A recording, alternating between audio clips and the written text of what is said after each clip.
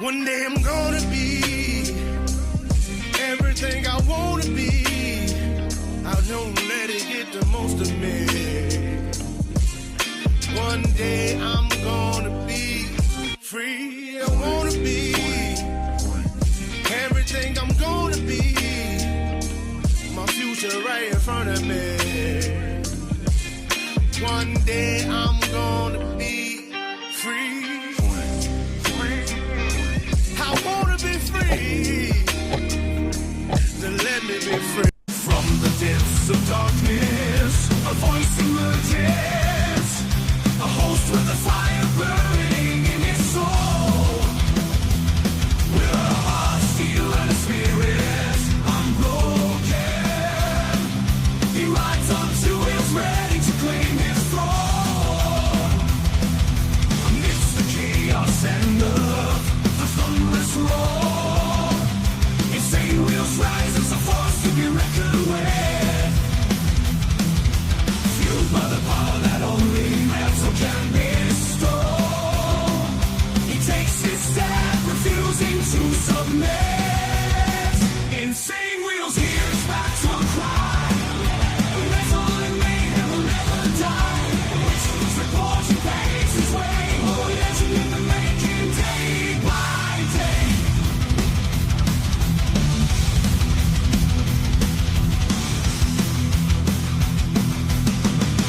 Shit. What's good with everybody? Much love, honor, respect to everybody.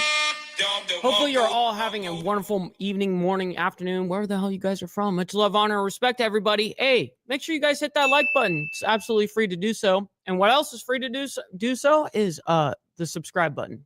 Also free. Appreciate you guys. Also, please consider becoming a member starting only at $2.99 a month, man. Listen, we're about to get in some crazy ass shit right now. So it very much helps out the show when you guys do so. And we got our brother Steve starting it off for 11 months, saying almost a year. Let's fucking go, dude. I appreciate that, kind sir. Much love, honor, respect to you, my man. It goes extremely far, man. And 11 months, I think you're actually the longest member. You're the OG of the OGs, by the way. Just wanted to say that. Also, if you guys would like to help out the show monetarily, of course, everything is, shouted out. Super chats, super stickers, memberships, gifted memberships, all counted and accounted for and shouted out. But we have these scrolling down for the remainder of the show. If you guys would like to help out the show monetarily and not have YouTube take that brutal 30% cut, yeah, you know the deal. Also, follow my Instagram where I post everything behind the scenes, not only my lifestyle, but behind the scenes of the show, and also Millennial Food Time. We get down with our bad selves at Ball Valve TV. Make sure you guys hit me up over there. That's where I correspond with everybody. Okay. All right. So we got some stuff going on in the news that is both from yesterday and today. Okay. So we're going to kind of tie some things in. Now, yesterday we did the Census Bureau. We were totally on the oversight we were watching the whole thing. I mean, it was 5 hours long. 5-hour live stream, man. And it's really important where we understand where our money's going and what happened in 2020. If you guys are interested in that, check that out from yesterday. Absolutely crazy. Also, anyways, we're going to get into Israel-Hamas war. 6 hostages were murdered by terrorists over there in Hamas. In Gaza by Hamas. So what we're going to do is remember, like I was saying, we were doing the oversight of the hearing yesterday. Because we did that, we missed a couple of things, which is this very first part. So I'm being very transparent when this happened, because I'm the guy that usually breaks news right away. So at least I'm being upfront and honest with you. But we're going to, of course, then move it up into present time. So let's go ahead and hop into this. Much love and respect to all of you guys, by the way, in the Breakfast Club. Big round of applause to you guys, by the way. I appreciate you guys hanging out with us this morning. It's always an honor. Always a fucking honor. We got AU up in here. Good to see you, my man. We got Hook Dog as well. Crying about what, man? Probably crying about, I'm not sure what you're referring to, but I'm going to guess the censorship that's happening. Anytime we talk about small hats, man, It just unfortunately we do get a little bit of censorship. It's all right. Mike was getting lit yesterday. Yeah, I was doing a little bit of that, but not too bad. But yeah, I had like 6 beers or whatever. What's up, brother Lee Lance? Good to see you, as well as brother Slim. Good to see you guys. All right, let's get into this. So this is from yesterday. Okay. It was during the live stream that this was being held live. You know what I mean? This was yesterday morning. We're taking this look outside of Al-Aqsa Hospital at this hour, that is over in Gaza. Qatar is resuming its role as the key mediator in striking a ceasefire and hostage release deal between Israel and the Hamas terror group. Qatar abandoned that role just weeks ago, but the prime minister reportedly met with President-elect Donald Trump's incoming Middle East envoy, Steve Witkoff. Witkoff traveled to Qatar and Israel to begin efforts to reach a truce, as Trump has said he wants a deal in effect by the time that he takes office January 20th. Dr. Asaf Romarowski, a friend of the show, is the executive director of Scholars for Peace in the Middle East, joining us now live to discuss. Now, this guy, thank you so much for taking the time, as always, to join us and help break this down. Of course, there are a variety of updates that this guy right here is the shit when it comes to Hamas specifically. I mean, you heard that he actually went to like a Middle East affairs, like he got like insanely knowledgeable in the aspect, you know, and he's got inside. This is what I like about journalists. What I think is like real journalism is when these guys will go to like any length to get the information before everybody else and has like the inside scoop with people. And the only way you can do that is by like kind of infiltrating like a chat or stuff like that. And people like him do it. By the way, Jess White coming in hot with the $5 super chat, man. Appreciate that, by the way. Much respect for what you do. We all know what the news is like. Going through all the BS, you make it a lot easier to watch. Well, thank you for that. That's a humongous W. I appreciate you, Jess. Much love and respect to you. Hamas's attitude is live hostages always talk. Yeah, that's true. That's true. What's up, Briar? By the way, good to see you, my man. I see you up in here. Good to see you. Good morning. Good morning. Yeah, there was, and by the way, Barbie, didn't they just release some video of hostages? Yes, and that was a very stupid thing, in my opinion, to do. The truth is out of the 101 or 102, I can't remember the exact number of hostages, how many do you think are actually alive? You know what I mean? That's what's sad about it. So yeah, they may have shown, I forget how many people were in the video. Let's just say it was 10 people. Well, that's 10 out of 101, 102.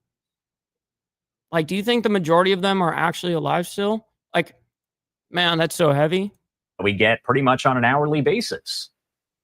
Yes, indeed. Good morning, and thank you for having me. Of course. Well, first off, want to ask you some questions about the comments that have been made by Qatar. We know the prime minister did actually speak with Sky News and said essentially that we saw Trump's envoy repeat the comments that Trump had made, that he wants that hostage release deal to be in effect and the hostages to be released by the time he takes office on January 20th. So I have to ask, is that realistic? Is that an actual possibility as we are just a month and a half away? By the way, good morning, Brother Blair. Good to see you this morning.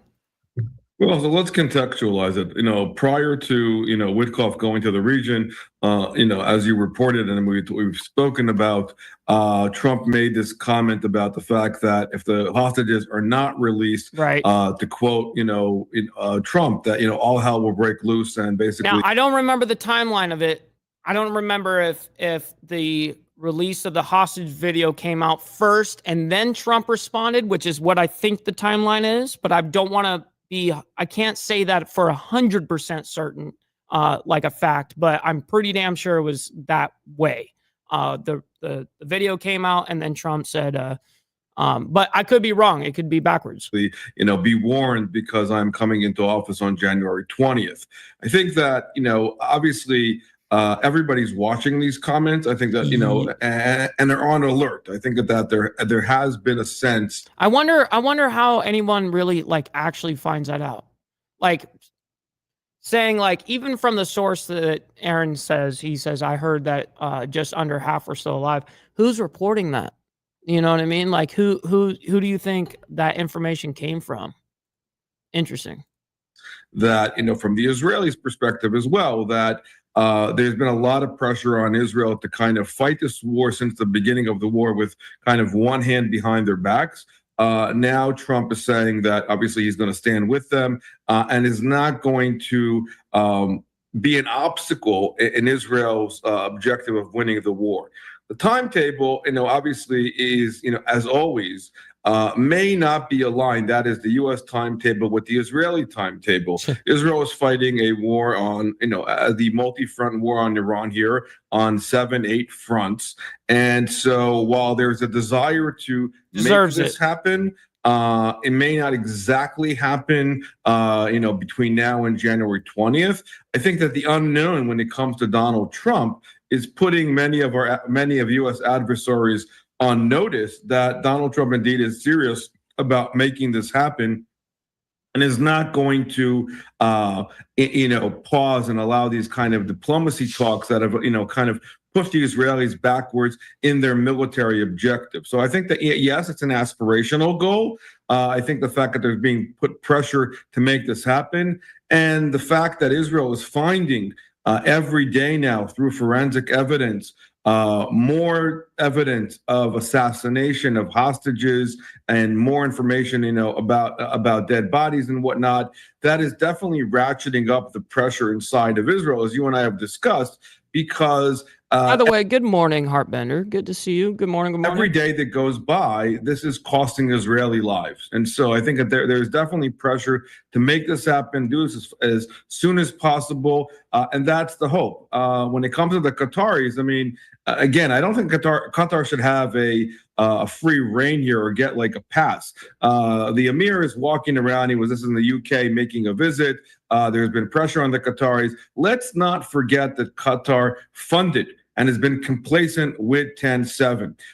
To tell you about how nervous they are, of course, once Trump was elected, they kicked out the Hamas leadership out of Doha, and of course, now they're in Turkey. But, we still need to they can't have it both ways. There still has to be consequences for Qatar's ongoing involvement with funding 10-7. So while they're trying to play it both ways vis-a-vis the hostages and the negotiations, there has to be serious consequences there as well. Is it a positive sign, a good sign, that this Israeli delegation is supposedly going over to Egypt next week to talk a little bit more about the hostage release deal, that ceasefire? Would you say overall that is a positive sign, even though we've seen those delegations head to different locations in Qatar and Egypt a lot over the past several months? I think it is a positive. I think we also have to understand the politics behind all of this. There's no doubt that, yes, our American electoral results and the results of the election here have definitely played also into the Egyptians being once again more malleable, more friendly, and of course, let's not forget that the entire oxygen of Egypt and oxygen of Hamas, has come through the tunnels coming in from Egypt. So Egypt too, is not clean in this regard, right? And there has to be consequences there too. But they too are an ally of the United States. So I think that they're trying to make this happen. I think that the current administration, as it relates to Biden, Hochstein, Blinken, et al., they are all wanting to get a win, whatever it looks like, between now and the 20th, show that, over the past year, we've gotten to some kind of common, we've had a victory on our side. Again, that may not be aligned together with the Israeli timetable. It's not to say that the Israelis are not going to try to make this happen, but as far as the ongoing context, we are negotiating with Islamist terrorist organization that only wish ill on the state of Israel and the United States. And from their perspective, any prolonging of the war is a victory for them. All Hamas wants to do is come out of the tunnels a day after tomorrow and say, look, we survived this. We're still around, notwithstanding the fact that positively Israel has devastated Hamas close to 90%, but they are still being armed. And again, that's the concern as far as these artery of armaments that are coming in, whether from the Egyptian side, the Iranian side. And so the pressure is ratcheting up the focus indeed on the hostages. Just this week, we learned about the killing of Omer Natura, whose body is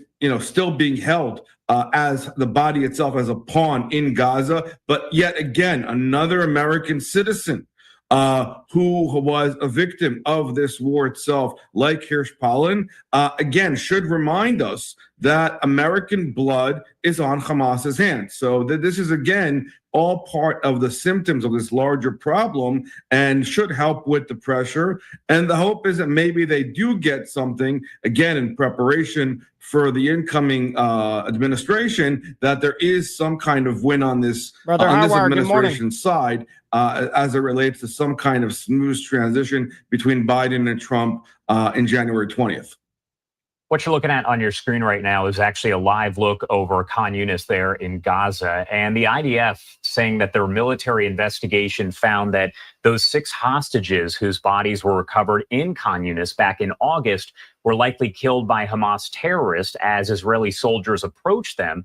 Does this kind of show that there's maybe truth to the reports that Sinwar told the terrorists to execute any hostages if IDF troops got close? Damn. Oh, 100%. I mean, I think that there's no doubt that the marching orders he left his brother and all, the disciples of Hamas is to make this happen. I mean, if you read Sinwar's writings today and the writings that he was writing while in jail in Israel, the hostage and hijacking tactic was directly coming out of his playbook. I mean, remember, we're talking about here a culture of death. That they spare and they could care less about Israeli lives, American lives. Any blood spilled is a win on their side. And so from the perspective of Hamas and the Islamist narrative. What's up, Brother Dean? What's up over there? It's probably for you right now, evening time, right? Yeah. Yeah. Just by coming this into is only glorifying their larger message and their larger objectives as it relates to what they define, quote, the eradication of the Zionist entity. So they have no problem with any of this. And that was indeed the concern. You and I have discussed this in the past on the show that, we've seen we've seen carrots being put out by the Israelis as far as paying for information and whatnot. While these earthly carrots, as they are described by Hamas, the Hamas writings actually forbid that. They're basically saying, no, let's not work with the enemy. Let's, glorify our own agenda and continue this war by terrorizing them and doing what we were mandated to do. So there's no doubt that, the hope on. Anson, I was getting hammered before the show. Earlier right before the show started, I probably got blocked like 30 times. Every single time we're talking about the Star State, for some reason, we just get fucking beamed in the chat, dude.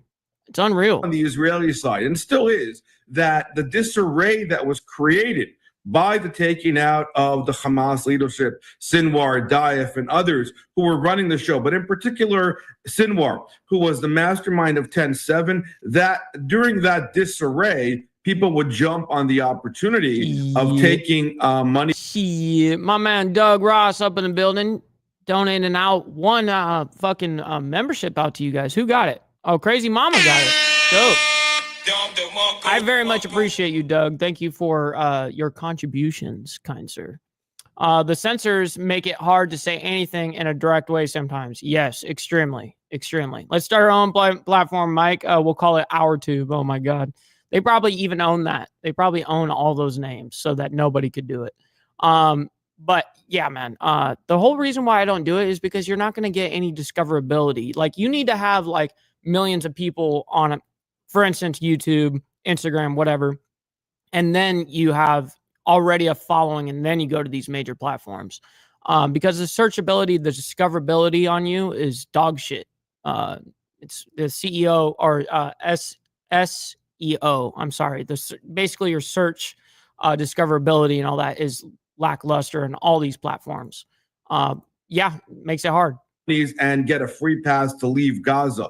I think that that's still a potential for some, but the pressure has been coming on as it's been to utilize the civilian neighborhood, such as they are, in order to galvanize exactly this internal message that whatever societal aspect is in Gaza is complacent 100% with Hamas. And so that's all part of this playbook of Hamas, which they are following to a T. What do we think about the humanitarian aid overall entering into that area? Because that's been a topic that's been discussed. We've had. Well, yeah, I mean, the UN shut down all their. They halted all aid through the Gaza Strip.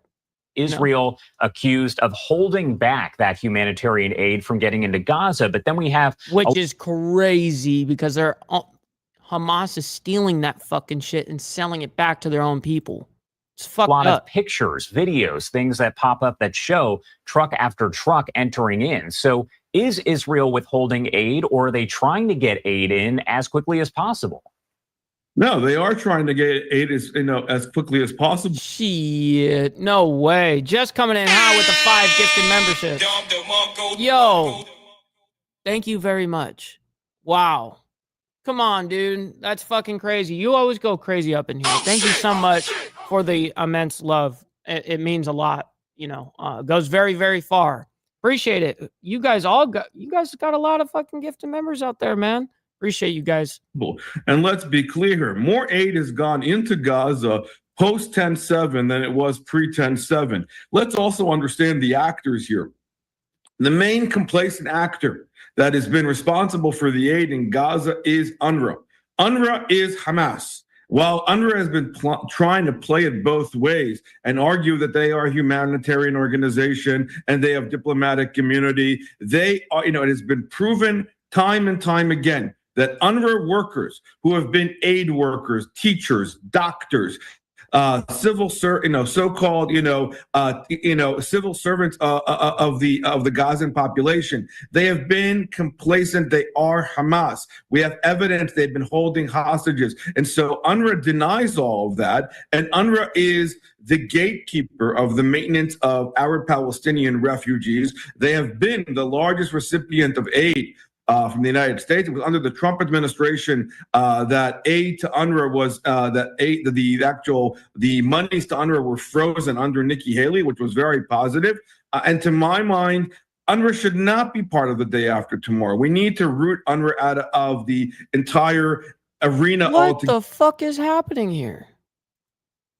Yo, stop the cap, yo. Stop the cap. Just coming in hot with another 5 for you guys. Shit. Man, that's fucking crazy. You're gonna give me a little bit of emotional damage over here, dude. Emotional damage. Shit. No, I appreciate you, Jess, very, very much. Man, what's up, Brew Crazy? Good to see you up in here. Good morning, kind sir. Hopefully you're having a wonderful morning so far. Together and in tandem now, Israel recognized in a very monumental, yeah, that's my backup account. That's hilarious. That's my my viewing account, which is hilarious. Monumental move that they passed a law that UNRWA is indeed Hamas. So they are indeed considered by the Israelis a terror abating group, and they should be removed from the scene. On the other hand, UNRWA officials and UN officials, Anthony Guterres and others, as you've been seeing by all these videos you've been mentioning, they've been giving press conferences in Europe and other places saying that Israel is to blame for all of this. The fact of the matter is that the aid goes in, Hamas steals the aid, and they're the ones who and then sells it back to their own people. Yes. What's up, Joker? Good morning, kind sir. Good to see you up in here. Appreciate you always. Using their own population, and because UNRWA and Hamas are one and the same, then they're basically one hand is feeding the other. There's no surprise here by this architecture, but the blame is not on Israel. This is exactly part of the tactic that they're trying to put the blame and come out with these statements as far as starvation and famine, things that are not. She comes in and says, for 2, she says, emotional damage. Thinking about it. Appreciate you. Shit. Yeah, appreciate you very much. And not even remotely a lot close of emotional to the truth, damage right now. But they play into the propagandist galvanized arm of. No way. What is happening right now? No way. Emotional damage. Holy shit. Yo. It looks like you maxed out the 1, 2, 3, 4, 5, 6. Only 5 people out of the 10 that you gifted went out to people. I think you maxed it out again. Bro, Jess. Holy fucking shit. You breaking YouTube over here, dude. Thank you very, very much. I appreciate you, Jess. Damn. That's crazy. Hamas that is still operating very, very well and utilizing entities like the United Nations and like UNRWA and others to put out their messages. All right, Dr. Asaf Romorowski, as always, thank you so much for taking the time to join us and break it all down. Anything else you want to add before I let you go? No, I'm good for now. Obviously, things are changing on an hourly basis as always, but I appreciate your time. Yeah, this motherfucker right here, the best of the best when it comes to anything regarding Israel and Hamas. He's got the inside scoop. That motherfucker got the shit. I really enjoy listening to him speak because he even when the shit does go bad and Israel's in the wrong, he'll definitely, say it. Like he doesn't play favorites in that regard. And he's very, very sharp. Anyways, welcome to the Mike Ball and Jess White Show. No cap. Hey, stop the cap. Appreciate you, Joseph. All right, so let's move on into what Israel is now saying about the hostage ordeal. This was right after that report yesterday. Israel came out and spoke to the world. So we're going to go ahead and watch that. Give me 1 second to share this screen. And boom. All right, so this is their government. This is the man that that speaks for the government, usually when it comes down to not just war shit. It's how they're handling it as a government. Anyways, it's complicated. Good afternoon, ladies and gentlemen. Apologies for that delay. We had some technical issues which have been sorted out now, thankfully. So thank you for bearing with us. I'll put the text of my words in the group and to be shared with people that couldn't hang around. So good afternoon, ladies and gentlemen. Shalom. I'm David Mensa, Israeli government spokesman for the National Public Diplomacy Directorate in the Office of the Prime Minister. On this Thursday, the 5th of December, day 426 of the October 7th war. Just a couple of quick points from me. Good morning, Redneck Motorcycle Whiz. Appreciate you guys for being here. Yeah, and the support is insane. Straight to your questions. On the tragic fallen amongst Israel's armed forces, it is with regret that I share with you that since our last briefing, 808 have fallen. Staff Sergeant Zamir Burke was 20 years old and from Bet Shemesh. He fell a week ago in a battle in northern Gaza, and Captain Omer Maxim Nutra was 21 years old and a lone soldier who immigrated from New York. He was killed by Hamas. By the way, Steve does, I haven't done my call outs. I did in the very beginning, but hey, make sure you guys hit that like button. It's #1 metric of all of YouTube. Listen to what he says. He says, perfectly coined. Hit that like button. Don't be a buster, cuh. On October 7th last year, with his body still being cruelly held hostage by Hamas. His parents for the last year have gone the world over to raise Omer's plight. Enormous determination with enormous trauma. They campaigned across the world about his struggle, but now his death has been confirmed. The achievements of the military campaign are many, but the war has unfortunately exacted a very heavy price. Our hearts are with the bereaved families. May their memories be a blessing. Unreasonable, right, Papa? Mm-hmm. Next, last night we received news that the body of our hostage, Itai Svirsky, his body was recovered in a complex and courageous operation by Israel's security service. He will now get the dignified burial he deserves, unfortunately joining his parents, Orit and Rafi, who were brutally murdered on October the 7th.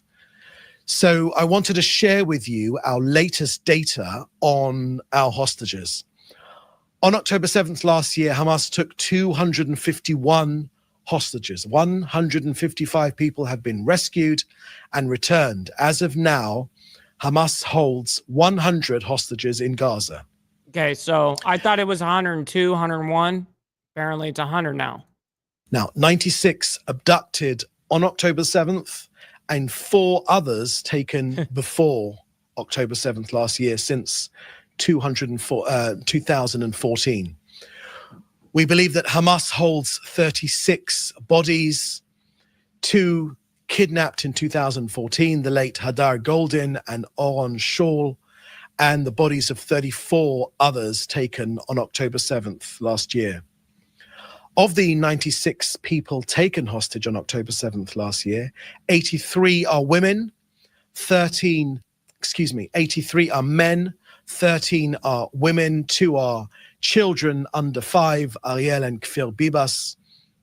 86 are Israelis, 10 are foreign nationals, 8 from Thailand, and 1 from Nepal, and 1 from Tanzania.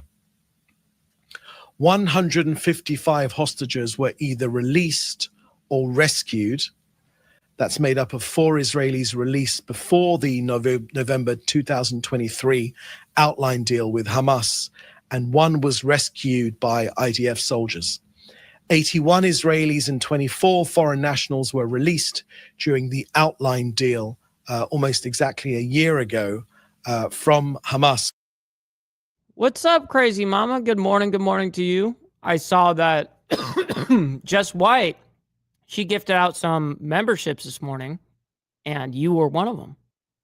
Congratulations. From November 24th to November 30th last year, 35 hostages were murdered by Hamas, and their bodies were returned to Israel by the IDF. And 3 hostages were accidentally killed by the IDF. In Operation Golden Hand, in February the 12th, 2024, our forces rescued 2 hostages in Rafah. Louis Har is 71, and Fernando Marma is 61.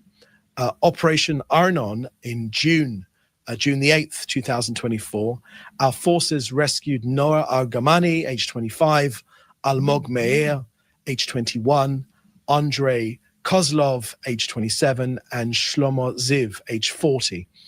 They were all rescued from the center of Nusirat in Gaza. On October 27th this year, the IDF rescued Farhan Kadi. So in conclusion, the state of Israel will do everything in its power to bring them... Really quick. Shit. See, I'm bad at this sometimes. I don't catch it all the time. Sometimes I'm on it. Sometimes I forget. But really quick, my man, brother Lee Lance up in the building. He's struggling right now to get any YouTube comments through. He's like, dude, he can't even get through. Feels ultra bad. It's not just you, cuh. But he sends over $5 on the Cash App saying dues for dues, G. Hey, man, I appreciate that. Dues paid, cuh. Appreciate you. Yes, sir. I'm all home. Next, on the latest Amnesty report that condemns Israel, let me share with you the 5 reasons why it's not actually worth the paper it's written on. Amnesty's bias, firstly. With a record as long as your arm, Amnesty has a documented history of framing Israel as fundamentally illegitimate. For Amnesty, Israel was born guilty in 1948 and have been guilty ever since. They ignore the genocidal intent and actions of Hamas. Number 2, Holocaust inversion. Genocide, they cry about Israel. They distort reality and downplay the clear intent of Hamas to annihilate Israel. Just listen to what Hamas and Iran say. 3, selective evidence. Amnesty's claim lacks credible verifiable evidence and amidst Israel's humanitarian measures, 1,166,000 tons of aid have gone into Gaza since the start of this war. Gaza's population has actually increased.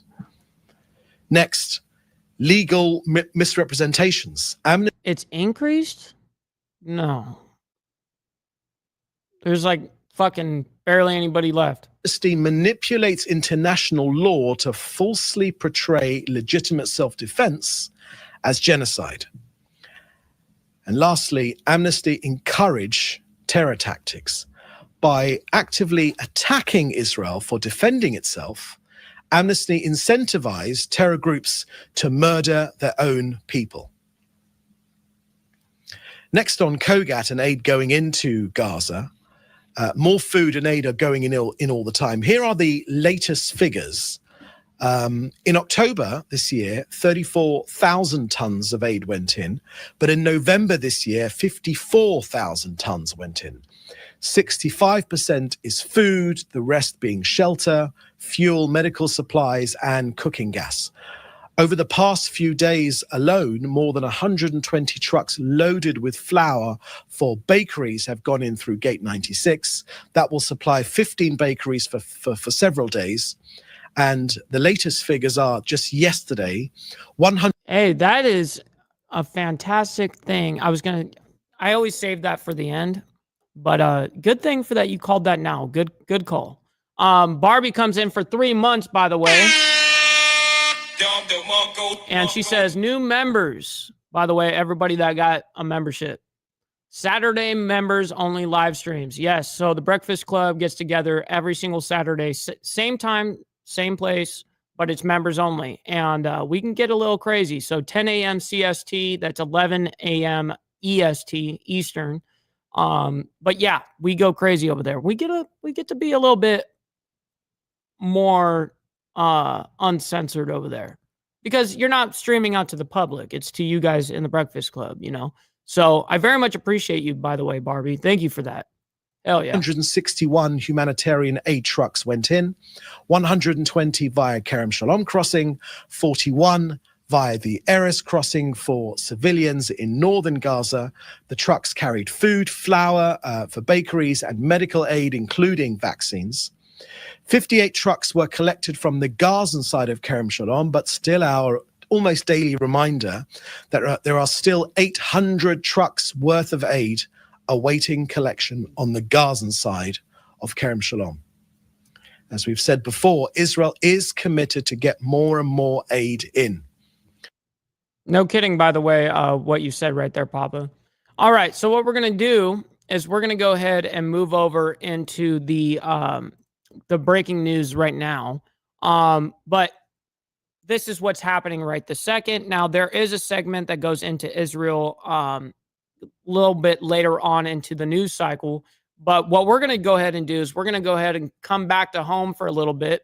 And we're going to actually see Governor Newsom, by the way. Yeah, Newsom.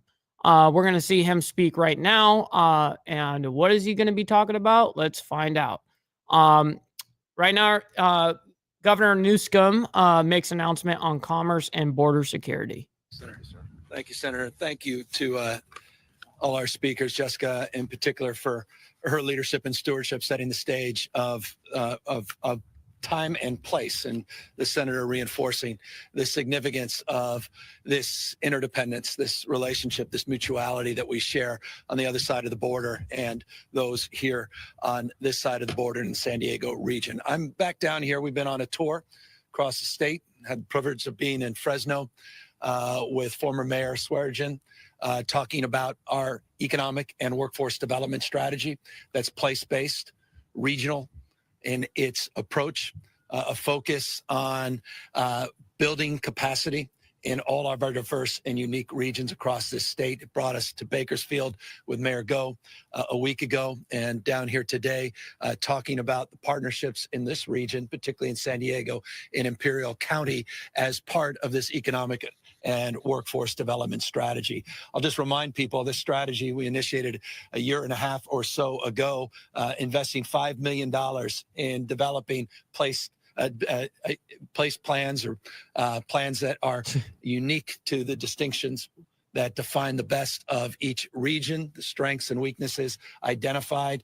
They were bolstered with $14 million of funding each region to move quickly on early projects, pre-development projects. And in January, there's $120 million of grant funding that is available for each of these 13 regions as it relates to expediting and moving some of their economic priorities forward. So this is something the state has never done.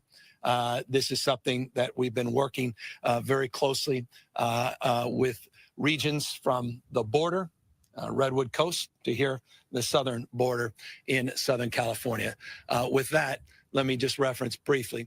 I just got off the phone as we were driving over with our state office of emergency. And we've now put together what we refer to as our SOC. We've referred all our efforts to focus now on a 7.0 earthquake in Northern California. There was a tsunami warning that came out. I heard about that. Tsunami warning was lifted. It is part of a protocol, tsunami warnings, anytime you're 5.0 or greater around a coastal region, typically goes into effect. It allows us to back off through abundance of caution. That was lifted. Nonetheless, we're concerned about damage, particularly in the northern part of the state, in Del Norte and Mendocino and Humboldt County. As a consequence of that, I just signed off on a state of emergency, a declaration that will allow us to provide more resources, provide some of our National Guard resources as needed, access to state fairgrounds, waiving some contractual obligations for that part of the state. It's another reminder of the state that we live in and the state of mind that we need to bring to our day-to-day reality here in the state of California in terms of being prepared for earthquakes. But early damage assessments are being made. We don't have any additional information at this time, but our teams are working collaboratively with the teams on the ground. And I just want to thank everybody, particularly our local law enforcement agencies, for their outstanding work and working through their protocols as quickly and efficiently as they have. You know why he has that raspy voice?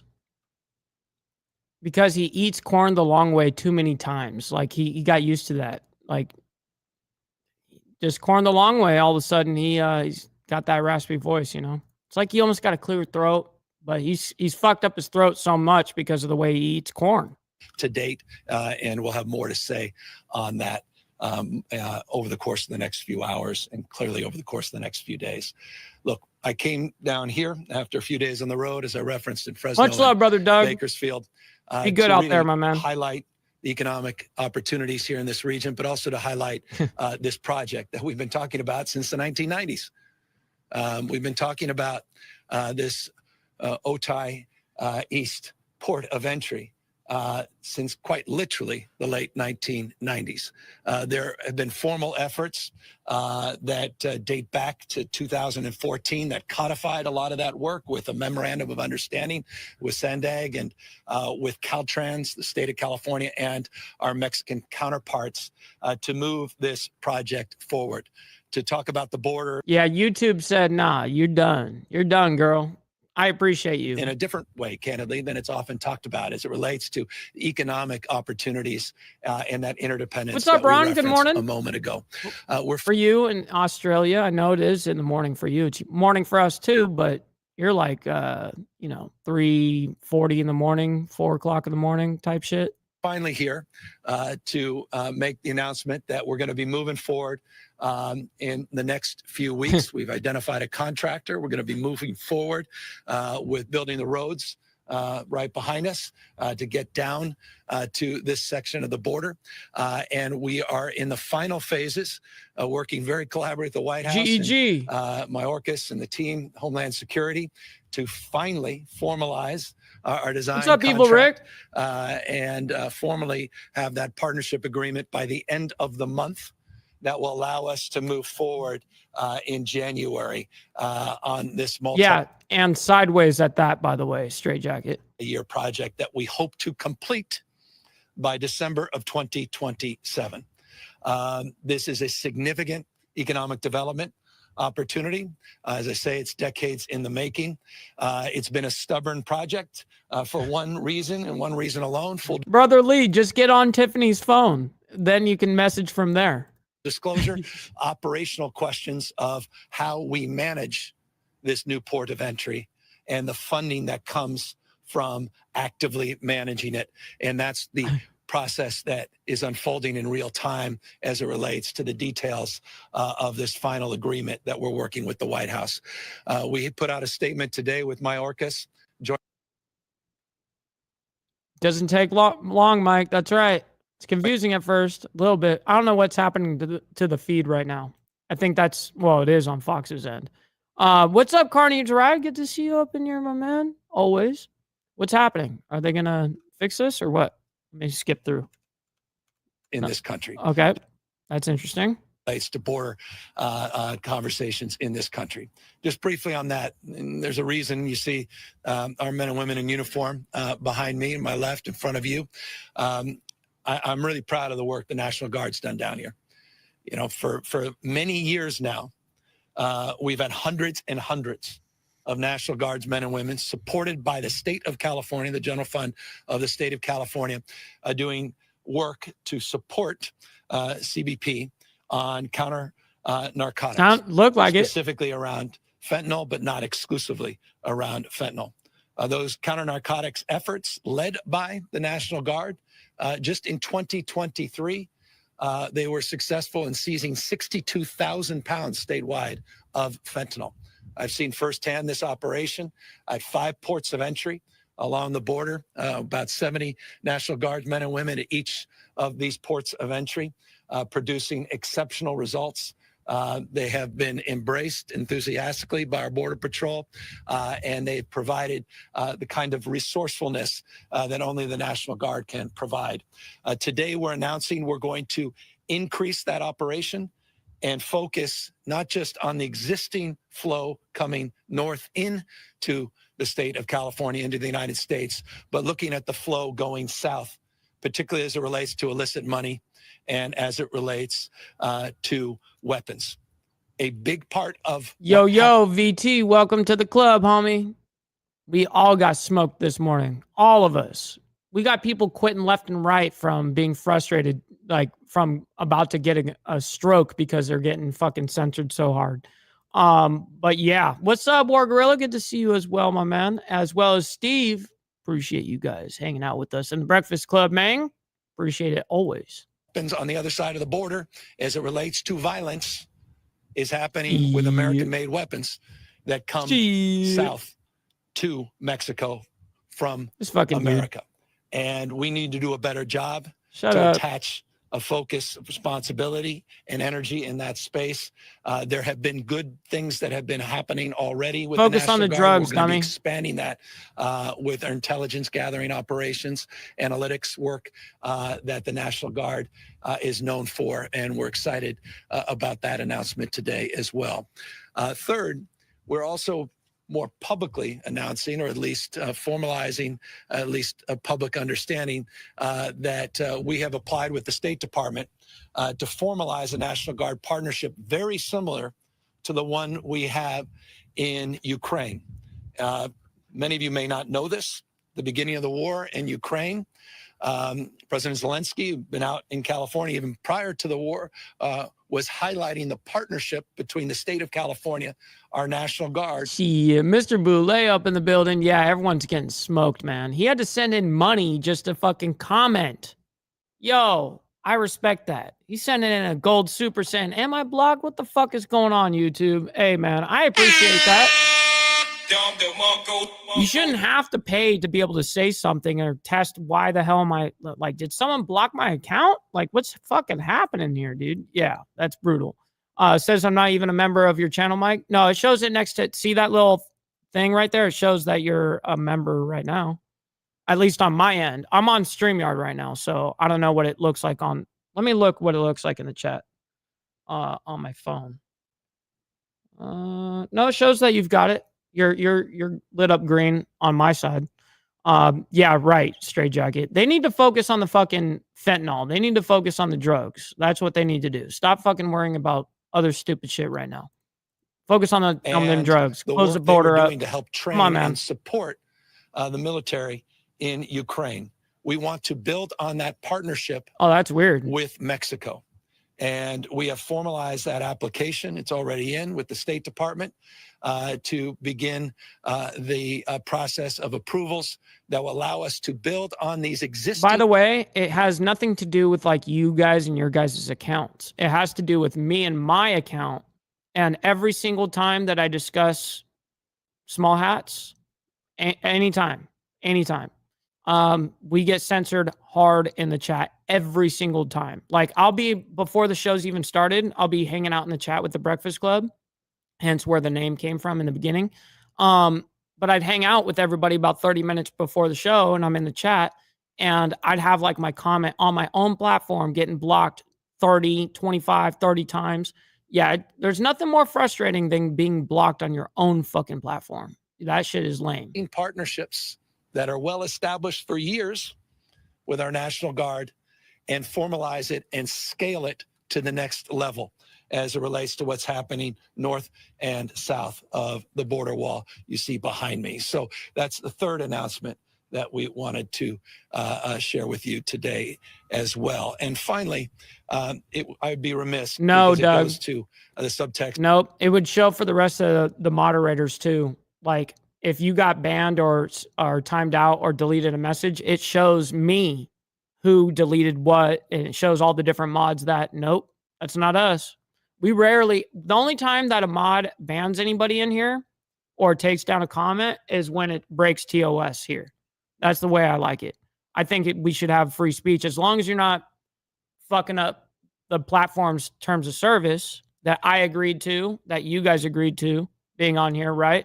So that's the way that I stay on the air. Of what you heard from our speakers.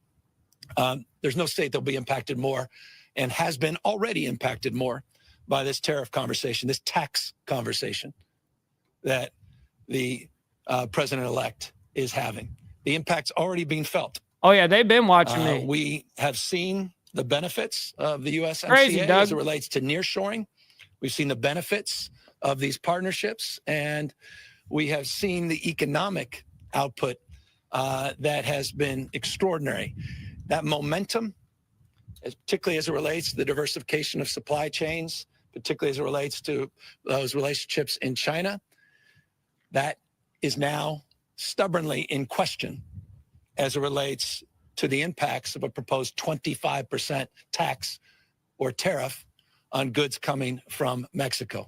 That would lead, as an example, don't take my word for it, any objective analysis, upwards of you having to spend $3,000 more to purchase a car coming from Mexico if that tariff is indeed imposed.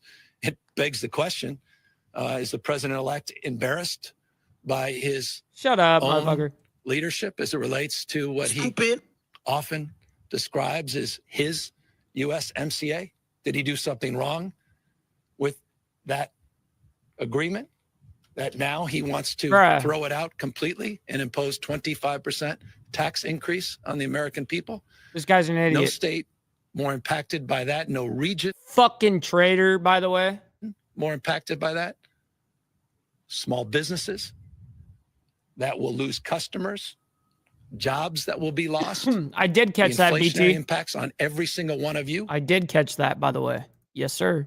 The cost of food that will go up, cost of tomatoes at the supermarket, the vegetables, over half that come in from Mexico, the impacts of retaliatory trade on the ag community. No state more impacted by the retaliatory impacts than the state of California. Just consider a simple fact that this ag export dependent industry in the great state of California, that 43% of just 3 products exported around the world, almonds and dairy, pistachios, you can add walnuts into that.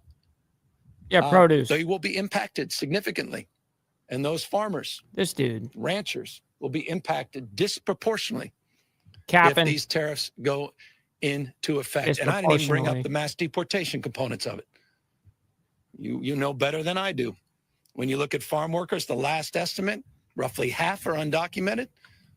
Close to 90% have been it's unreal in the state for years and years and years. They're not His rhetoric is insane. Back and forth. Close to 60% have kids. The impacts of mass deportation on the cost of food in this state, in this nation, are off the charts. This is serious business. And so I just want to highlight that as well. No state more impacted. VT. Construction industry. Not the cap. There you go. Nationwide, we estimate 13% of the folks out there are undocumented. We know in states like California, it's significantly higher. The impact to housing costs. This is serious business. And so this is a serious moment in California's history, the region that defines Baja in California, the dynamism that's been well established here as it relates to co-creation, creativity. This guy is so fucking crazy, Cap. It's not even funny. Oh my God. It's so hard to listen to him. God damn it, dude. Stupid. Entrepreneurial spirit that's defined between the two regions, North and South. Unreal. But also as it relates to the impact on the American people. He is a good politician. You're right. All across this nation. Final word. Don't think for a second this won't impact you. 90% of these tariffs will impact bottom of our economic chain, meaning lower wage workers. Yes, Straight Jacket. Copy and paste it from the description box. I have it linked in the description box right there. Just copy and paste it and put it in the chat for me. I appreciate it, brother. Yeah. Over half of these taxes. So this is a regressive tax that will have profound impact on progress and momentum that we're starting to enjoy in the tentpole of the American economy. Boom. $3.89 trillion a year economy. There's Thank no you for that, Papa. economic growth in America without the success and the vibrancy of this region and the state of California. 71%, by the way, of America's output are happening in blue counties. Dude, the cope on this is so fucking unreal. Emotional damage. The cope is insane. Seem to be under assault, at least rhetorically, by the president-elect. Forgive me, I didn't want to make this too political. Shut up. There's a lot of I didn't want to make this too political. Here as it relates to a politician just said, I don't want to make this too political. Bro. It's not the cap. This is fucking insane. What are we doing here? Different points of view politically. But I hope we can all agree the impacts on this region and your pocketbook will universally be felt regardless of your politics. That's a betrayal that needs to be revealed to those that embraced and supported this agenda. That betrayal is taking place in real time. You are being betrayed by these policies. The impact exists now, even before these tariffs have been imposed. That's not something you should take my word for it. I just met with leaders in the business community that said already the momentum has been impacted as it relates to nearshoring in anticipation with the uncertainty of these tariffs. So that's the final commentary in these long-winded remarks. But I feel very passionate about this because get it over with. This state. We care about border security, but we also care about economic security, and we care about two-way trade, and we care about our partners on the other side of this border that have well-established partnerships. And I'll just say one final word. I had the privilege, and Jessica, thank you for being here, to be with the former mayor of San Diego on a trade mission with the San Diego Chamber of Commerce in Mexico with hundreds of business leaders. And it's always nice to be back here to be reminded that we have enlightened leaders, regardless of political stripes, in the business community that understand the stakes of the debate and the stakes of the conversations we're having all across this country. With that, totally, Warland, by the way. Happy to answer any questions. And if they could be on this topic, then we can have folks behind me, including Dee Dee Myers, my economic development czar, answer them. And if they're not, we'll let them go because I don't want you all to be stuck here.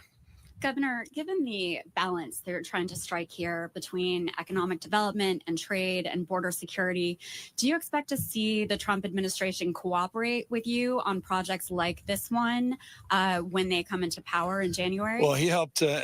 He's one of the supporters going back 2018. Some of the efforts under the Trump administration allowed us to make progress incrementally on this project specifically. Dude, I cannot stand this dude. I cannot stand listening to him. So I hope they'll consider their own imprint as it relates to this project. And I hope they'll continue to support it, recognizing the economic imperative of doing so. It's in the interest of the American people. It's the interest of this region, interest of the state, but it's the interest of the U.S. economy. Absolutely. And on mass deportations, obviously there have been some lawmakers in California who have said that there should be no cooperation with the Trump administration. As governor, are there any instances in which you expect to direct state resources to cooperate with the Trump administration? Well, our approach has been consistent. We don't interfere with federal right to as you know, federal laws. Yeah, as you know, you cannot do, which you're still gonna fucking do, but you can't say that on the media. Yeah, I get it. Play politician right now, new scum. Federal resources, as it relates to the rules that are well defined in the state of California, going back to the previous gubernatorial administration and legislative agendas. We cooperate in many cases. Other cases, there is a requirement of cooperation based on certain criteria and conditions. And we abide by those rules, and that engagement and that protocol have consistently. So that's the approach we take. Again, not a closed fist as it relates to these issues, an open hand. But again, co-opting local law enforcement to make them federal immigration is not something consistent with the law of the state of California that was upheld by the federal courts not too many years ago by Trump administration that tried to assert that that was an unconstitutional act. SB 54 turns out on the basis of their actions and the federal court's adjudication that it indeed is not. Unreal. Hello, Governor. I know. There's a lot of frustration on both sides of the border over the continued delays of the Otais project. And I'm wondering whether it was supposed to open this year. Now we're being told 2028. I'm wondering whether any of the announcements, the pending agreement, the work that's going to start, will that expedite the opening date? Do you have a new date that we could? Well, I'll give you the date. I'm giving you December 2027. Sounds better than January 2028. Wow. And I'm here to jumpstart this. I'm with you. Let me express my own frustration with this. Wow. And we've been very active. Tijuana River been active on a lot of border issues in the last, many years, but particularly in the last few months and the remaining months of the Biden administration. And so we want to lock as many of these things up as we can in terms of commitments and meet these timelines. So we're going to hold them to the timeline at the end of December, get this agreement. I'm going to be held to account as it relates to our obligations at the state level, as it relates to Caltrans work and getting the contractors to start on the road construction. And we're going to try to keep all our feet to the fire as it relates to SENDAG's component, their responsibilities as it relates to meeting that December 2027 deadline as well. Thank you. Appreciate it. Thanks, man. Governor Jim Avila from ABC San Diego. My question is, as you know, elections have consequences. Donald Trump won the election. There was quite a bit of criticism from Democrats during the Biden administration when Texas attempted to take over the immigration rules. Shouldn't those same criticisms be for California when California attempts to take over and stop deportations? Well, I don't. Like that? I mean, it's a hypothetical. So I imagine in that hypothetical situation, one would be open to a criticism along those lines. But you're expressing, again, a hypothetical. It's not an evidence. I just told you, as it relates to the last question or question two prior, that California's posture remains. The federal government, we do not interfere in the federal government's right to enforce federal law using federal resources, period, full stop. We also have a legal obligation to abide by the law in the state of California that, as I said, was upheld by the Ninth Circuit. And we intend to do just that as well. So as it relates to a hypothetical, we'll have to address that if indeed that transpires. But yeah, it's really interesting how he cares so much about only the tariffs regarding Mexico. I mean, where the real fucking tariffs that are actually going to affect California would actually be China. I mean, California is the number one export or import for all of China, for the entire country. Yeah, dude. It's crazy how skewed this is, you know, showing what importance is. Mm-hmm. I think our approach is one that's sound and got to keep them pockets. Doesn't it mean, though, that you would have to cooperate with deportation? And you said you won't. Well, I've not said that. So forgive me if you've quoted me, or rather forgive you if you've quoted me. As it relates to cooperation, it's well established, and I encourage you to take a look. It's complicated. SB 54. No one suggesting it's not. I'll give you an example. As governor of the state of California, I'm responsible for the California Department of Corrections, federal state prison. The state of California cooperates with ICE as it relates to people that have completed their sentences, and there is a handover to ICE as it relates to deportation. That's just one specific fact that's well in evidence in the state of California as it relates to the role and responsibility of the executive branch vis-a-vis state prisons. As it relates to the state law, going back to 2014, that was upheld again by the federal courts not too many years ago, there's nuance as it relates to local law enforcement and what they can or cannot do as it relates to convictions for violent or serious felonies, or convictions that likely would impose state prison or judicial warrants. I can go down further nuance and list, and there's different requirements as it relates to local jails and local law enforcement and what they can or cannot do vis-a-vis deportation and cooperation and collaboration with ICE. And again, those are well-established protocols that have been in effect. The ability to interview people that are incarcerated is well-established and continues in the state of California. Judicial warrant, you can actually coordinate and collaborate with federal authorities as it relates to transportation. Listen. So why do these motherfuckers got to go on these diatribes? And it's really specific to the left. Like, I would say 95% of Republicans will not sit there and just fucking keep rambling and spewing fucking just nonsense. Now, yes, there are the select few, but for the majority, I mean, it's insane. It's insane, the rhetoric that the left seems to do. It's like that Destiny, like a DGG or whatever, being somebody that is on the left like that.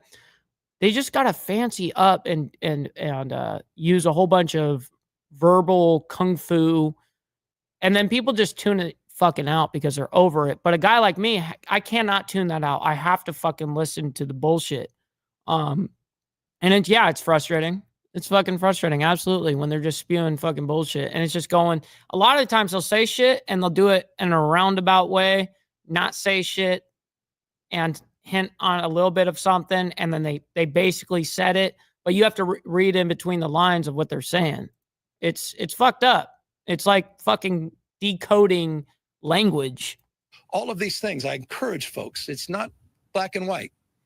That is absolutely true. Fall prey to what you see on TV all the time or the press that want to make this, it shouldn't be easy on folks. There's nuance here, and that nuance is well established in California, and I hope I've established some criteria of consideration as relates to some of that nuance for you to consider. Hello. So much love, honor, respect. Part of the pending agreement with the federal government, but is there any commitment by DHS to have this new port of entry fully staffed? Because that has been a problem with the current. That's the negotiation. It's the current negotiation. It's the heart of the negotiations that are ongoing And what's up, brother Chris Lestrange over there in South Africa, my man? Good to see you as always. Shout out to you, we my man. anticipate Good stream yesterday, by the way. by the end of this month.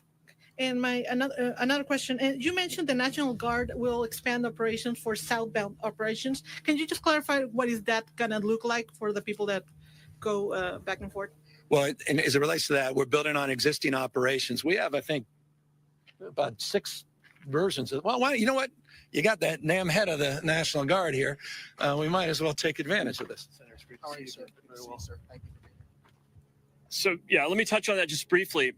We're not going to talk about it in any great detail, given the operational security concerns we would have on an operation like that. However, like the governor said, this builds on the existing capacity and capability that we're already delivering to a variety of federal, state, local, and tribal law enforcement agencies across California, not just along the border, but up and down the entire state. So what we intend to do is enable existing law enforcement task forces to do a better job of interdicting guns and money heading south. We have a duty and responsibility, at least in my mind, to do that work better than we're currently doing it. We have broad support across the law enforcement community to support their efforts to do that. Well said. Hi, Governor. My name is Marina Zavala. I'm news reporter for Telemundo in San Diego. Can you tell us, well, I'm very happy to see you with the Senator Steve Padilla, because just yesterday he spoke to us about the importance of this binational problem with the water. So my question is, why the state of California didn't ask for a state of emergency? Why didn't declare it while the city of Imperial Beach requests so many times? They have their beach closed. If you're just now tuning into Live Now from Fox, a compelling press conference underway. California's Governor Newsom making an announcement on commerce and border security. Right now, the question has nothing to do with that. So we are going to transition on the right side of your screen. Other top stories we're keeping top of mind this Friday. Coming up at 11 o'clock this morning Eastern time, the presidential transition briefing. Which we're coming up on, by the way. We're actually right past right now. So hold on. Let's see if they're speaking yet at the briefing. Lawmakers. Oh, where's it at? Should be right now. Should be like just 11 minutes ago that it starts. Nope, they're still not on it yet. So they haven't come out yet. Okay, just double checking. Which does happen before inauguration plans are set. And then we're keeping a close eye out in the Big Apple, a manhunt underway, and does continue this Friday morning for the CEO shooting suspect there on your screen. The latest images we're getting from content partners at Fox. 6:53 is the time. We got to go to our third 2-minute commercial break. No, we don't. We'll be right back. At about 12. We're going to find this. Hold on. We're moving into Israel now, I believe. Hold on. Now, we'll find it. I told you yesterday. What's this? Tsunami scare. We all know about that. Emergency officials stressed that it was not a NASA leadership discuss agencies Artemis campaign. I don't even know. I'm illiterate as fuck, so bear with me. All right, now hold on. Some Trump tweet that I really don't care about, to be honest, right now. I want to get into the Middle East. I don't really care about the killer. They haven't found the CEO's killer at all, so they're just sitting there spinning their wheels. What's this? DOJ gives update about update after Boston City councilor arrested. Yes, I did hear about that. But we'll go ahead and skip that. That is ultra specific. Prime Minister are already swirling. In London, Stephanie Bennett, Fox News. Fox News. Stephanie, thank you so much. And you are I don't know why they do that. Live look at this hour outside of Here we go. Al-Aqsa Hospital that is in Gaza. Okay, this is the bit that we just reported on, that we saw earlier, I believe. Let's see here. I do want to head outside of the Orlando area over in Titusville, Florida. That is where we do have our Fox 35 Orlando team reporting. So much to discuss. Oh, here we go. Law enforcement continues Found to it. comb through surveillance and police say similar private plane, possibly as well. Of course, we'll coverage. Okay. My apologies, everyone. And of course, we'll keep you updated as we do get those updates coming in from the NYPD as well as our Fox 5 New York station. Want to go international and bring you the latest out of the Middle East? The Israel Defense Force is releasing this video here saying that troops are now deployed near Syria's border with Golan Heights, quote, raising readiness for various scenarios. The IDF adds it, quote, will thwart any threat to Israel's citizens and borders. The Israeli military saying this comes after a situational assessment as well as those developments in Syria's internal fighting. So much to discuss when we talk about the situation there in Syria as well as in Gaza and in Lebanon. So I do want to bring in Javed Ali, an associate professor of practice at the University of Michigan's Gerald R. Ford School of Public Policy to discuss it.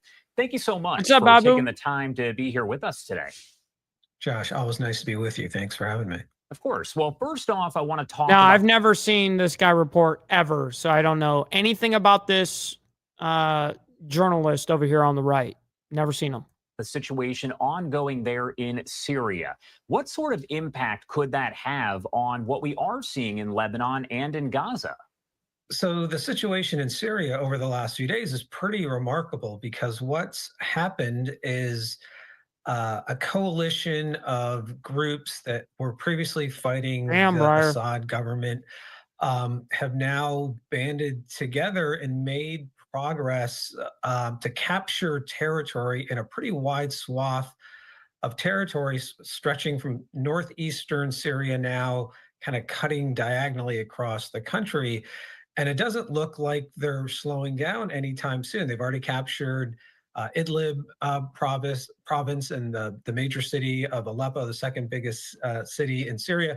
And the coalition that is in charge of this campaign is for the most part comprised of Syrian fighters who previously were either aligned with Al-Qaeda or other jihadist groups. So this has a very different feel to it, and it also shows the limits of what Iran and Hezbollah and Russia were able to do, propping up the Assad regime in Syria for almost the last decade. So this is really, really complex and complicated, and in a way, it almost feels like what the international community saw when the Taliban came back into power and started taking big chunks of territory in Afghanistan in 2021 before the U.S.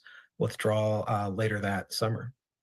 And that video, once again, that's there on the left-hand side of your screen, that was released by the IDF showing them at the Israel and Syria border as they are there to protect residents. Now, I want to pop up this live image that we have outside of Al-Aqsa Hospital. This is over in Gaza, talking a little bit more about the situation there. Israel is actually... Now, this is basically where we kind of left off from yesterday, right? Now, this is live now, so only 2 hours ago.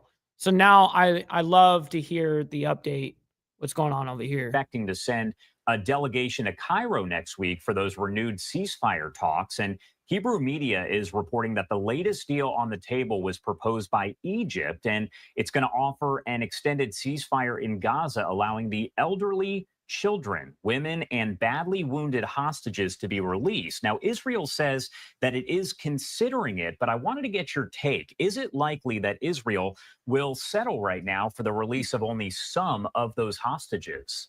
Yeah, Josh, that's another really difficult question to answer because, as you and I have talked about over the past year, that we've at these different moments, talked then about potential ceasefire deals that were being considered. You know, one side proposing them, the other side, by the way, SNS saying it's crazy. no. And so, is this latest deal with the conditions around it? Is Prime Minister Netanyahu and his war cabinet, are they willing to accept those terms? Maybe they are, maybe they're not. The military campaign has not stopped either at the same time, and we're now getting closer to January 20th, 2025, when President Trump is going to come back into office. And he already made this claim, I think was on Truth Social a couple days ago, where he said that if all the hostages aren't released by the time he comes back in office, that there will be serious consequences for both Hamas and possibly even Iran. So how much of that is making or having a factor on whatever the ceasefire negotiations are right now? I mean, that's just another one of these open questions. And I want to pop up this video as well that came in from the IDF not too long ago. They released this footage here that shows the inside, they say, of 2 tunnels where hostages were held over in the Gaza Strip. What do you see overall as you look at some of this video? Obviously, some of it is graphics that were made, but you also see pictures and images here. So what do you make of that? So from the videos that have been sent by the IDF or released by the IDF, it's pretty chilling to see the scope and breadth of even this one section of the tunnel network under the Gaza Strip. Some of it looks fairly built out, but other parts of it look very austere and very Spartan. And you can only imagine the conditions of the people who are in there. Terrible. The conditions for the people that are in there, whether they're the hostages or even the Hamas fighters, and just trying to put yourself in Appreciate you always shoes and thinking that's been hard this living morning. like that underground. What's up, Emerald? For Good morning. Days, if not weeks or months, and how many, even on the hostage side, are still alive, given the fact that those conditions look pretty. Yeah. By the way, Mr. Boulay coming in hot with the 5 spot. Listen, man, and listen, that did rhyme, but we got Alabama's finest. From the river to the sea, the IDF are weapons free. I like that. I like that. Appreciate you, my man. Thank you for the 5 spot. It helps out immensely. Appreciate you, my man.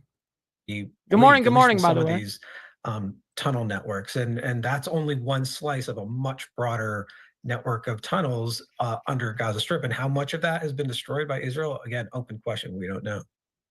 All right, Javed Ali, as always, thank you so much for taking the time to join us and break down all of the latest developments there that are coming in out of the Middle East. Anything else you want to add before I let you go?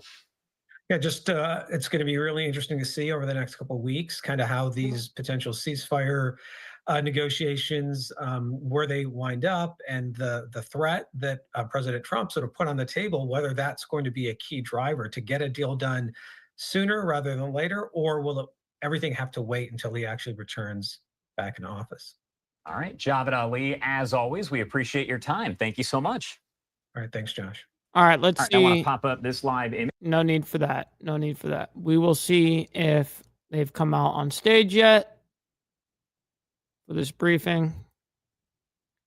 New details about the CEO. Many high-profile trials. I prefer when it's... Okay, this is live right now, and this is regarding the Penny trial. Okay. All right. Well, I was hoping that we would be able to get into the White House conference, but it looks like that they are not. Sometimes they come out 2-3 hours late, man. It's just, I was hoping that by the time that we would get to this point that they'd be live right now, but they're not. It's unfortunate, but I'm not going to, stick around and wait 2-3 hours for these people to finally decide to go live. They're sitting there trying to figure out what the fuck they're going to say. It happens all the time. Anyways, appreciate every single one of you guys that helped out and hung out this morning.